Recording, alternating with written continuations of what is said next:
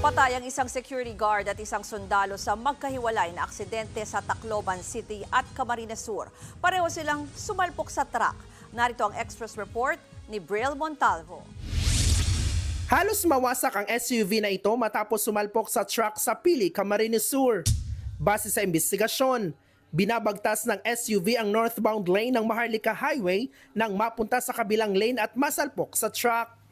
Sa lakas ng impact, dead on the spot ang sundalong driver ng SUV na si Corporal Elmer Teval Jr. Ligtas naman ang driver ng truck.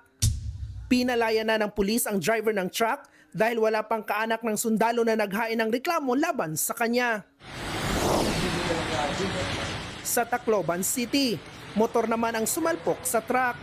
Ayon sa pulisya, binabagtas ng biktima ang junction ng Maharlika Highway nang sumalpok siya sa barikada sa gitna ng kalsada.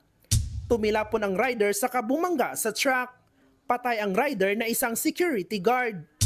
Nasa kustodiya na ng pulis ang driver ng truck na nahaharap sa kasong reckless imprudence resulting in homicide and damage to property.